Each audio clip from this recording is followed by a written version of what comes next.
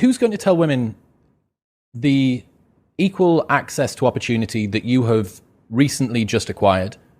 Actually, what that's doing is it's making it more difficult for you to find a mate that you're fundamentally attracted to. Yeah, well, it does a lot of things. I mean, it does provide women with a lot more opportunity on the economic front. It does decrease their dependency on their mate in relationship to economic security. And educating women, countries that are willing to educate women, that's the best predictor of their future economic success. You see the ONS data that came out a couple of weeks ago that said for the first time ever since records began, 50.1% of women are childless by 30. So there are more women without children at 30 than there are women with children. The first time ever. Well, so this is, somebody clipped a part of one of my podcasts, I believe it was, where I was talking about what our society does to 19-year-old women, or 18-year-old women, 19-year-old women. We just lie to them all the time. You know, the first lie is, there's nothing more important than your career, more or less by definition. So that's the first lie. The second lie is, there will be nothing more important to you in your life than your career. So that's the second lie. And then the third lie is, there should be nothing more important in your life than your career. So that's the third lie. And then implicit in that is the idea that children are a burden, and that the idea that women should have children is part of the oppressive patriarchy and should be resisted. And who are men to tell me what I can do with my body? And hey, fair enough, and et cetera, et cetera. Now, I've worked in female-dominated occupations my entire life. For example, I worked as a daycare worker way back when, that was like 1980, something like that.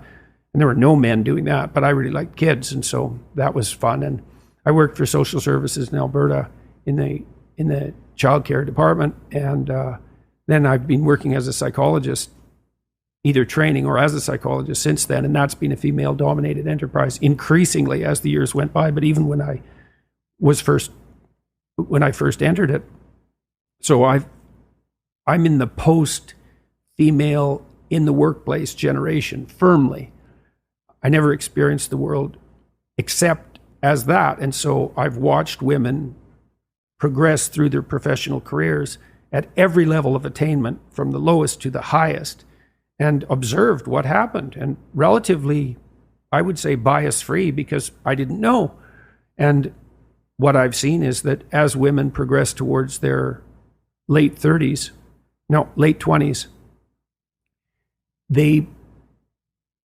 there's a psychological transformation, and what happens is that they place less emphasis on their career and way more emphasis, particularly on having a child. And that really reaches a crisis point around 29 or 30 for the vast majority of women, and their attitude flips. And I've seen it flip very dramatically with many women. And I suppose the most single most convincing evidence of that, I worked with high-end lawyers in Toronto for about 10 years. I was part of an organization. We went to law firms, high-end law firms, and said, send us your most productive people, and we'll help them iron out whatever wrinkles there might still be in their life. And the advantage to them is that things will go better for them, and the advantage to you is they'll be even more productive. And there's a good management dictum, which is pay the most attention to your most productive people, because they're bringing in the bulk of your revenue disproportionately. And so I worked with men and women who were at the peak of their careers in a very difficult enterprise.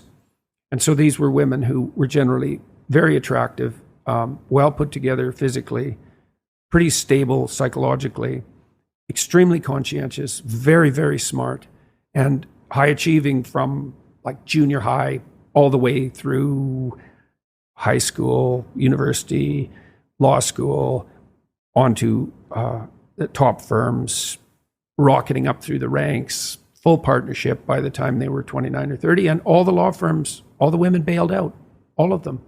The law firms couldn't keep them. And I was really, and I talked to the women a lot about a a lot about this because I was very interested in it, because I knew the law firms were bending themselves over backwards and tying themselves into knots trying to retain these women, because why wouldn't they? Just being greedy capitalists is enough. They don't want to lose their high-performing women because they're performing at the highest level, and they couldn't keep them. The women wanted to have 9-to-5 jobs. They wanted to bind the job so they could have a life, and that was especially true once they got interested in having a child or had one. And what they really came to was a very interesting realization. So because they were highly conscientious women, they sort of did their duty and worked hard and diligently and didn't pop their head up to ask questions. They were in junior high, they got the best grades. They were in high school, they got the best grades, and so on, all the way through, right till they reached partnership. But that's sort of an apogee, right? You hit partnership in a senior law firm, it's like you're at the top of your profession. Well, then what? Well, so then they looked around and they thought, here I am with all these like hyper-competitive men, perfectly willing to work 80 hours a week, nonstop, to stay at the top. What the hell are they doing? Because that's the real question. What is it that characterizes this small percentage of hyper-competitive men? It's not. You can assume that that's how everyone should be, but first of all, that isn't how everyone is. Or you can flip that and say, well, there's only a small minority of human beings that are willing to do this, to work flat out 8 hours a week. I mean, they're certainly being paid for it. Let's make no mistake about that. But well, what about the rest of life? Well, that's what the women asked. Why am I doing this? And that's a great question. Well, for men, there's a different answer than for women. It's a really different answer. And it isn't like the men are exactly thinking this through. It's more like this is an integral part of male motivation. The more successful you are as a man, the more women like you. But the problem that you have now is that as women are getting better educated, with more employment, more status, more prestige, they compete themselves out of their ability to find an attractive mate. As women raise up through the dominance hierarchy, and this is... Competence hierarchy, sorry. That's okay. Who's going to tell women the equal access to opportunity that you have recently just acquired? Actually, what that's doing is it's making it more difficult for you to find a mate that you're fundamentally attracted to. Yeah, well, it does a lot of things. I mean, it does provide women with a lot more opportunity on the economic front. It does decrease their dependency on their mate in relationship to economic security. And educating women, countries that are willing to educate women, that's the best predictor of their future economic success. So if you look at developing countries and you want to find out what about a developing country is most likely to predict the fact that they will continue to thrive economically, it's their attitude towards the education of women. And a couple more things. Women's educational status predicts their children's educational status, but men's educational status doesn't. So that's also an important multi-generational effect. I released a video. I was going to conclude that other story. I released a video, or someone released a clip of me talking about some of the things we just talked about.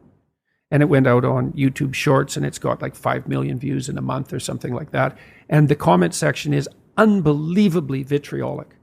Every single comment is vitriolic, and it's all from women.